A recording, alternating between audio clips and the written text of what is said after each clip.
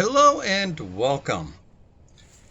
What you are looking at here is, to my best knowledge, a 1979 or 1980 Schwinn World Sport 10-speed. This was given to me by a friend at church. It sat in her basement for many years, and so it does need some, well, let's say, loving kindness. With a couple of notable exceptions, the bike is in pretty good shape. It's got a nice steel frame made in Taiwan. It's got lugged construction, and it's also got a steel fork. Shifting duties are handled by a set of Suntour friction shifters mounted on the stem. These operate a Schwinn approved front derailleur and a Suntour rear derailleur. On the back wheel, we've got a Suntour 14 to 28 tooth 5-speed freewheel. Fairly typical of the era, so not a huge surprise. The frame, as I mentioned, is steel.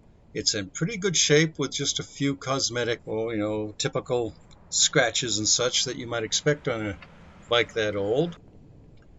The handlebars are really narrow, but I guess they got the job done all those years ago, didn't they? The brakes are Schwinn with the emergency levers. I don't personally like those horizontal levers, but again, pretty typical back in the day. The saddle is Schwinn branded. It's got a little tear on it, but I think I can fix that. The brakes are also Suntour front and rear. These are center pole cable brakes. They're not actually as complicated as they may look at first glance, and they're fairly reliable. Just that these ones need a good scrubbing. The cranks are Schwinn branded with a 52 and 40 tooth chain rings. That's actually not a bad combination. I said earlier that there were a couple of notable exceptions to the overall decent quality of this bike. Well, those would be the wheels, specifically the rims. I might be able to salvage the rear, but the front I think is a lost cause. These are steel rims, and as you can see, the chrome has peeled off and the rim itself has begun to rust on the front. Now, I could not in good conscience put this bike out into circulation with this crappy wheel on it. Luckily, I have some spare parts hanging around.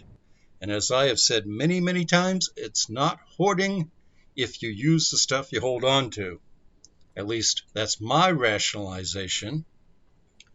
Now, the first step in this is going to be to completely disassemble the bike. I'm going to begin by removing this rusted and seized chain. Really, for the price of a new chain, this isn't worth saving. I'm also going to get rid of all of the existing cables, many of which are rusty. However, I am going to keep the outer housings to use as templates when I cut the new housings. Otherwise, this is a pretty straightforward remove and clean operation. I'm going to clean up the frame, and we'll see how it goes from there. Hopefully I don't find any unexpected surprises.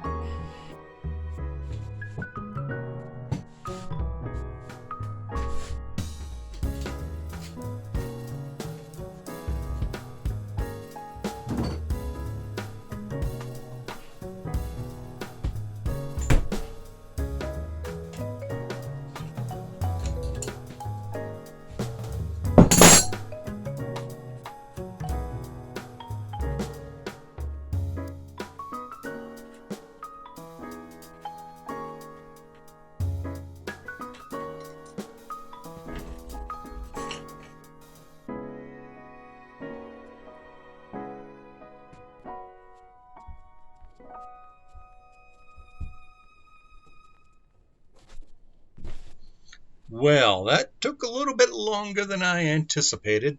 Some of the parts didn't want to come off, notably the non-drive side pedal. Man, I thought that thing was never going to let go, but thanks to some penetrating oil and a cheater bar, I finally got it apart. And I didn't film some of this because, how many times can you watch somebody remove a pedal from a crank arm?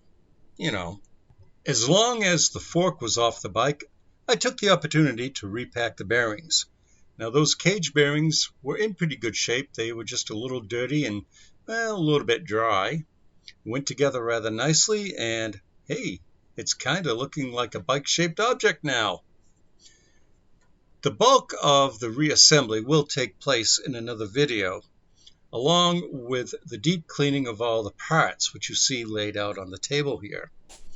These are actually all in pretty darn good shape for the age of the bike and what you could term as benign neglect, I guess. So that's going to be an interesting process.